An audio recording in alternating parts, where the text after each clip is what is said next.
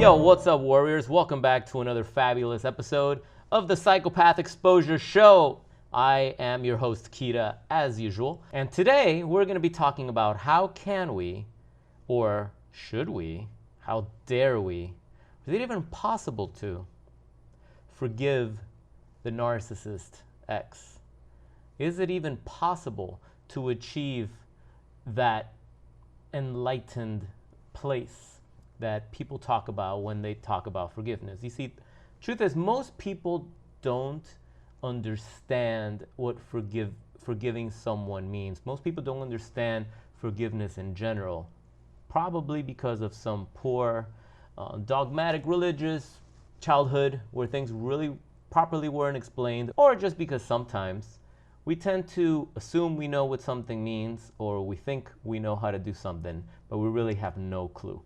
So I wanted to focus this episode on forgiveness, and I'm going to start it off by pulling up the word on Wikipedia and just read off of the screen, because really this is, at least for me, this is what forgiveness is all about. Okay? It has nothing to do with what most of you think it has to do with, which is pretty much being okay and happy that the narcissist screwed you over, or being buddies with them again, or forgiving them and now you guys are best friends and you can just turn the other cheek or bend over for them to just screw you again. That's not what it means. At least that's not what it means for me. Now, according to Wikipedia, it says forgiveness in a psychological sense is the intentional and voluntary process by which one who may initially feel victimized undergoes a change in feelings and attitude regarding a given offense and overcomes negative emotions such as resentment and vengeance. Okay? Now, I'll give you a quick little story. I remember picking up my psychopath ex from her house many moons ago, and she was obviously pissed off at her parents, as she would normally do. Every Friday when I would pick her up, she would pick a fight with her parents and bring that dark energy into my car and into my home. The whole ride was just this negative vibe that the first time I felt it was like, okay, it's Friday, we're gonna have a great time. I was at your house, your parents are cool, they made us food, like what's the problem? But then I noticed that it was a pattern. I remember once I just brought up the term forgiveness to her, and I was like, look, you need to practice forgiveness, not because you're agreeing with the way they treat you or the way they treated you or whatever you think is going on here, but it's really for yourself, so that you can have a good time, so you can have a good weekend. Like, you forgive people, you forgive circumstances, mostly for you. And I know that sounds selfish, but damn right it's selfish, because we're born alone and we die alone. So it is, recovery in and of itself is selfish, and there's nothing wrong with being selfish. See, that's another word that gets tossed around and looked at in a bad light. Nothing wrong with being selfish. You got to put yourself first before you can help anybody else. Otherwise, you're codependent. So check this out. As I told her that, there was just no way to get to her. I mean, maybe she just had so much blackness in her heart that just the word forgiveness just triggered all this religion and dogmatic stuff, and she's like, there's no way she was gonna go there, just no way. And maybe I should have seen that as a red flag. You're trying to help someone achieve peace and serenity, and they just wanna stay in their bloody hell. Not a good fit, not a good fit. So I wanted to talk about forgiveness because it's definitely something that helped me overcome a lot of the feelings of revenge, of vengeance, a lot of the resentment that I carried in my heart early in my journey, even before I dealt with a psychopath or a narcissist or any of these toxic stories that I tell you about. Way when I was just a young buck, I learned what it really meant to forgive someone. And I was able to put my ego down, especially when I realized that it had nothing to do with telling them you're right. It had nothing to do with telling them I was wrong, you're right, even though I don't agree with you, I'm wrong, you're right, and whatever you say, it had nothing to do with that. Even though sometimes it's great to be humble And it's great to have that self-awareness of when you're wrong and you've gathered the facts and you've reviewed the information, and you can be like, oh wow, you know what? My bad, I was wrong. I thought I was right, but after carefully studying your point, doing the research, I was wrong. I jumped to conclusions. My bad. It's not going to happen again. And honestly, guys, it feels great when you can do that. It's like you let go of all this burden that you carry on your shoulders. Now, I know that's very difficult to do with a narcissist because they've done so much wrong to you, especially at this point in your situation. Most likely, most of you have been discarded already and have so much pent-up resentment that most of you are not going to even like this video because you want that vengeance, right? But no, I'm here to tell you that that's not the way to go. The way to go is to make life easier for yourself, because this is a traumatic situation that's going to stay with you for the rest of your life. No matter how much you heal and recover, there's always going to be a part of you, like you're going to carry that scar like a war scar. You're always going to have that somewhere. Sometimes it's going to stay dormant, right? It's something that it's like a loss of innocence. Once you've been, dealt with a romantic narcissist, once you've been entangled in that cobweb, that dark cobweb, it changes you forever. Okay, it's a loss of innocence. I know this is silly, but it's like when you learn that there's no Santa Claus. You could never go back to that magical feeling when you actually believed in Santa Claus. You can try, right, to continue living on with that Christmas spirit. When December comes and you get excited with the lights and the gifts and the Christmas music, and especially if you have kids and you try to create that experience for your children, it's great. And in a way that kind of mirrors what I'm talking about when it comes to recovering from narcissistic abuse, because even though it'll never be the same, you learn how to live a better life and appreciate everything that's happened for you, not to you, but for you, as you grow from this trauma. But you're never going to be that innocent person that you were before you met them, when you actually thought that everybody in the world was nice, when you actually believed that your partner, your romantic partner, was actually your partner and didn't lie to you and would never have slept with somebody else, would have never cheated on you, would have never betrayed you. It's hard. It's bad enough to know that there are non-narcissistic people out there that have affairs, okay? But when you're dealing with a narcissist, as you guys already know, the betrayal hits beyond a broken heart. It messes you up psychologically. You carry this trauma, you develop anxiety disorders, PTSD, you know the works. So how can we forgive someone like that?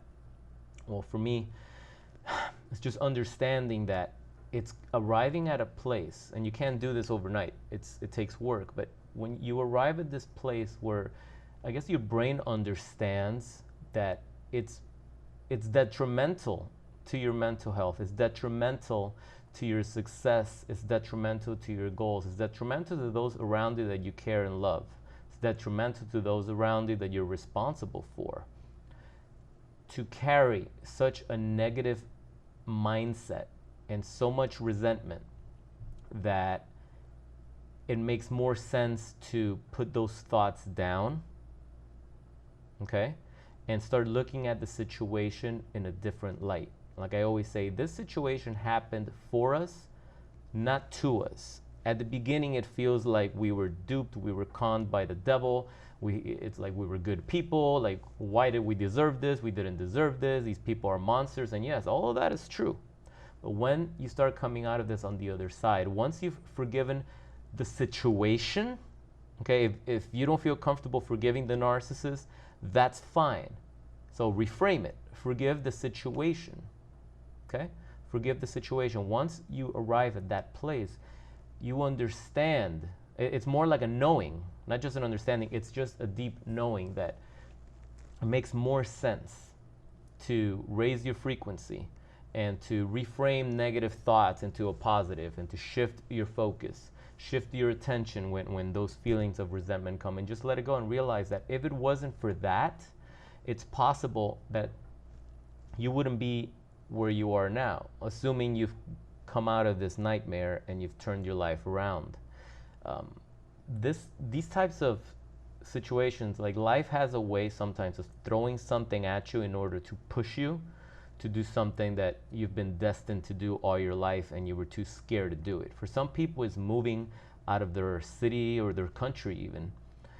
Sometimes it's to leave a job, a dead-end job that they're miserable at, but the situation comes and wrecks them so bad that they're forced to make a change that they were unwilling to make on their own.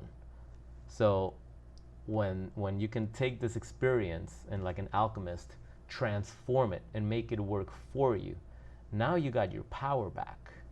Now you got your power back. Now it makes no sense to resent. It makes no sense to want to harbor feelings of anger and a lust for vengeance towards the narcissist.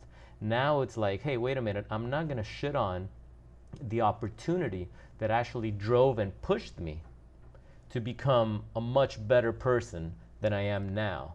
And for those of you that have transcended from this, and I've worked with a lot of you that already have, okay?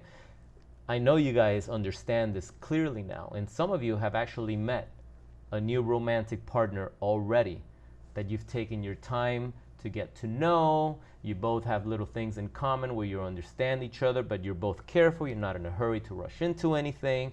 You feel safe around them. Nothing seems too fast. You don't see red flags. You're taking your time, making sure you don't fuck this up. And you realize that it's like, damn, if it wasn't for the psychopath or the narcissist, I wouldn't have met you, right? If it wasn't for the psychopath or the narcissist, I may not have traveled to all these continents and countries all over the world. If it wasn't for the psychopath or narcissist, I wouldn't have trusted myself to go after that job or that career, or to get back in the gym, right? Or to finish writing that novel, right? To write that song I've always wanted to write, to build that house, or to purchase that house, or whatever it is. I'm just throwing things out there. This infinite things that you guys have started to do, especially those in my coaching program, that you've always wanted to do. I remember a survivor that I worked with for a very long time, and they hadn't skated in like 20 or 30 years, and it's something they always loved to do as a little girl. And you know what? I got them into the skating. I made them accountable. You're gonna get back into skating because those are the things that you love. And it was a push and pull, but it's like, this is what you're gonna do. This is what you're gonna do. This is part of your assignment. And they did it. And it's like the smile from ear to ear next time we got on a call. It's like, I told you. These are the things that when you were with a narcissist, it's like they dropped this black cloth over your hopes and dreams, and everything that you loved just got blackened with darkness and with fog, with cobwebs, right? And now that you're out, you're starting to do all the things that you used to love that for some reason or another you neglected for all those years. And doesn't it feel damn good to be back on those skates? Doesn't it feel damn good to get on that plane by yourself and fly out of the country and go travel and go see those places that you always wanted to see? Oh, what, you can't go by yourself because you wanted to go with a narcissist and the narcissist fucked you over? So what are you gonna do, not do it? You better get your ass on that plane and go, because life is short.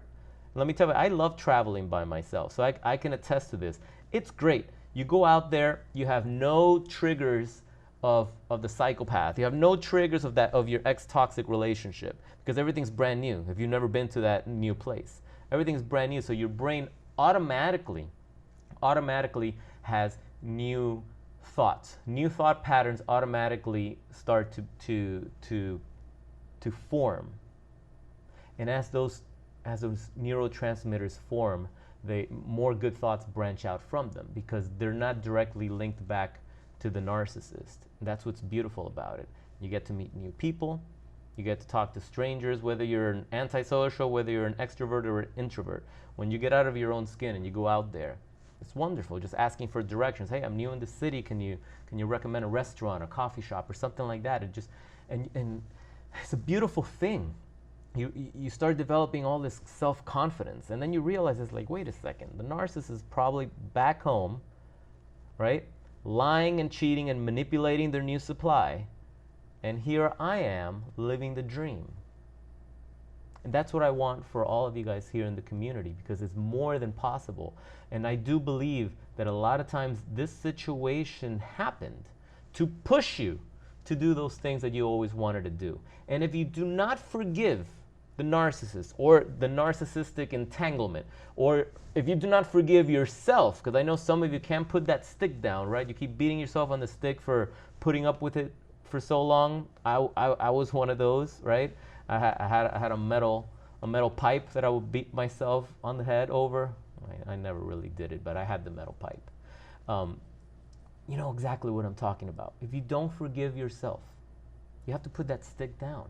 Because if you don't forgive yourself, you're going to continue constantly ruminating. It's going to turn into an obsession.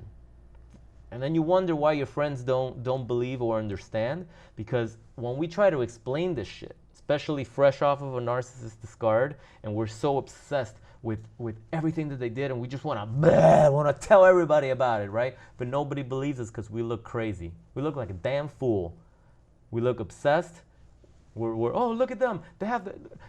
They're posting pictures on Facebook with a new one and blah blah blah. Well, you look like a stalker. Stop looking at their social media. How many times do I got to tell you guys? No contact. Stop looking at their shit. Because you look like a stalker now. So now the narcissist can say, see, my ex is crazy. You see, they're obsessed with me. They're stalking me. They love doing that. And you're making it very easy for them. Don't do it anymore. Stop it. Stop it. Okay? You have to forgive yourself. You have to forgive the situation. And when you do come out of this on the other side, even if you're baby stepping your way and you're slowly starting to see this, the results that start coming, that's when you have to be like thankful. You have to be really grateful. Hey, you know what? I don't wish this nightmare upon anybody. But it happened to me for a reason.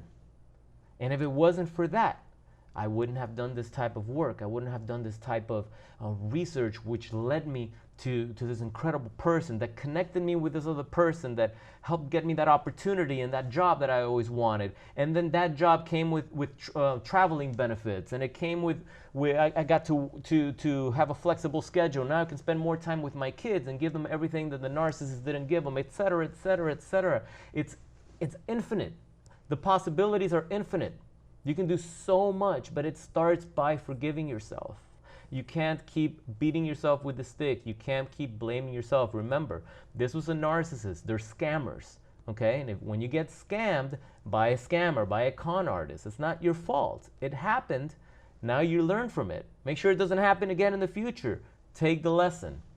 Take the lesson. Hold on to the lesson. Let go of the experience. The experience happened to get your attention now. You take the lesson, you learn from it, you hold on to that lesson. Next time you have a similar situation, you're going to remember that experience, right? But that experience already happened. You have to let it go. So you can remember, oh yeah, last time that happened, that looked like this situation. But that is not the same as this. That is not happening now. This is a new situation. This is a new experience. Okay? What looks familiar? What looks different? Are the situations, like, what's the nuance here? How can I use my knowledge and the lessons that I've learned from the past? How can I apply them now to spare me pain, to stop me from being scammed? Then you reach into your toolbox, you pull those things out, right? And you navigate through the new experience. It's just a new challenge.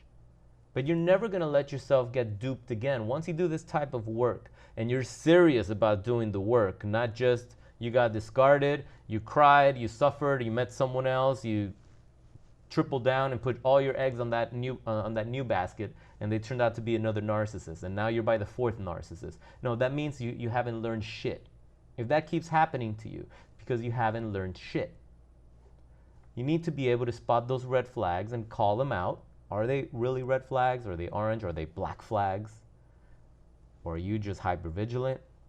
Or have you not done enough healing and recovery where you're not ready to date? So you're going to see anything is just going to sabotage your trust. That means you're not ready. You don't trust yourself to go into a situation and just have that confidence that it's like, hey, you know what? If this person tries X, Y, Z, I'm going to drop them because I am okay being alone. If you're not okay being alone, you're still codependent, you're still needy, and you still need that relationship to be happy. You need that relationship to travel, to go to the movies, to go have dinner. If you need that relationship, then you're not ready for that relationship. Isn't it funny how that works? You need to be able and willing to be alone and love it. And then the new relationship is just a byproduct of that. And if shit doesn't work out, no problem. It doesn't mean that everybody you're going to meet is going to be toxic or mean. It doesn't mean that everybody that you meet is going to fuck you over. But if they do, you handle it and you're okay with it. You can't be afraid. You can't live the rest of your life afraid that you're going to get screwed over, that you end up pushing everybody away. You have to forgive yourself for what happened. Forgive the situation, understand the situation. Maybe it happened for a reason. Maybe it happened to get you off of your ass, to do something for yourself, right? To do something for yourself because you became too dependent on this monster that suddenly took everything away from you and now you're nothing. You got nothing to stand on. Sometimes these things happen to light a fire up your ass to get you to go do some work. Work on yourself. Work that's been a long time coming. And it is what it is. And if you don't like what I'm saying, that's okay too. But that's my experience. That's how I reframed this situation. That's what I did. Okay, I went through all the shit you guys are going through too. All that anxiety, where I lost myself. I didn't know who the fuck I was anymore. I didn't have the will to wake up. I didn't have the will to do anything, to work on any projects, to have fun. I never thought I'd be able to have fun or be happy ever again. I went through all that shit. That's what happens. So if this is happening to you, understand this is what happens when you deal with a narcissist. When you're asking, why do I feel this way? Because you were entangled with a psychopath narcissist. Those are the side effects, okay? Those are the side effects. Now, you want to start moving forward, okay? You have to learn how to put those intense, angry, resentful emotions down. That doesn't mean you're going to call them up, hey, you piece of shit, psychopath, bitch, I forgive you. I wish you the best. No, you're not going to do that. I'm not telling you to do that. That's not what it is. It's just an internal forgiveness that it's like, hey, okay, this happened. There's nothing I can do about it now, but I can learn from it. What can I do to turn this around and make this work for me? Make this work for me. That's the mindset you want to have. And you know what?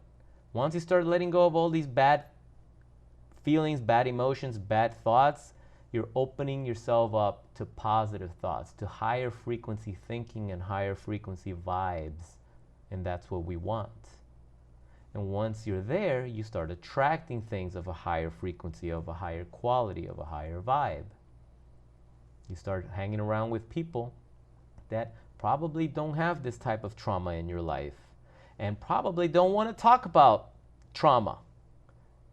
So you start talking about better things, and that automatically pushes all those dark thoughts, all that rumination on the trauma and the PTSD and the betrayal. It starts pushing that away naturally because the people you're hanging around with now don't know that shit, don't want to know that shit. They'll stop you the minute you bring negativity into their subconscious. So you don't want to be that person, right? You don't want to be that person in the group that's the negative Nancy. You don't want to be that person that's bringing the group down, right? So it forces you to talk about better things. It forces you to be accountable and to be a better person for yourself. But in a way, at that point, you feel like you want to be there for the group, for that new social circle that life is bringing for you. You don't want to be the one that breaks that down or tears that down. So you see, it's like they always say that the 5 people that you hang out with influence you the most. So if you're hanging around with 5, traumatized, angry, spiteful, resentful people, it's just going to fuel all those intense emotions. Now you start hanging around with people that are just talking about positive shit, rebuilding, reframing. They're excited about turning things around. They're excited about a new business, about a new opportunity, about a new sport they're trying out, or a new book they're reading, a new career they want to try out, and new things, right? That it's like, oh man, you feel good after those conversations. You feel great. Have you noticed how drained you feel when you're talking with negative people? You feel drained. It's like when you're gossiping. You get off the phone with someone that's gossiping, it's like, oh my God, you just drained. And if you don't know it, it's because you're so caught up in it and you're so used to it that you don't even realize it's draining. But believe me, when you let all that shit go, you'll notice it right away. You'll notice it right away, and you don't want to have anything to do with that. So it starts with forgiveness of yourself. And I will read the definition again, in case some of you forgot. Forgiveness in a psychological sense. Again, this is a psychological sense. What it does to your subconscious, to your psyche. Okay? It's the intentional and voluntary process. Intentional and voluntary. That means you have to do this for yourself with a purpose. You have to will yourself to do this. You're just not going to wake up one day and all these negative emotions and all this trauma and all this anger and rage that you have towards your abuser is gone. That doesn't happen. You have to willfully do this. So it's the intentional and voluntary process by which one may initially feel victimized, undergoes a change of feelings and attitude regarding a given offense, and overcomes negative emotions such as resentment and vengeance. Okay? So think about that. I know it's a hard pill to swallow, especially for those that have recently been discarded or recently discovered that your narcissist ex was a lying, cheating son of a bitch. So just give it some thought. This may be a little too advanced. I'm not kidding. Like, it takes time to arrive at that place. But once you're at that place, you will feel so much weight off of your shoulders that you don't even want to revisit emotions of hate and vengeance and none of that shit. So just give it some thought. If you want to learn more about how you can do this in your journey, I do offer a coaching program where we can work together, work on the healing process, the recovery, reframing, shifting focus, and navigating out of this nightmare and into a better life situation. If you want more details on that, there's a link below in the description of this video at psychopathexposure.com/coaching, and I'll give you more details on that. So thanks for watching, guys, and thanks for all the support in the live chat. If you got some value out of this video, please share it with your friends or someone you think may get some value out of it as well. Hit a thumbs up, and subscribe. Subscribe to the channel by clicking on that little bell icon so that you can get notified when I drop a new video. And that's all I got for today.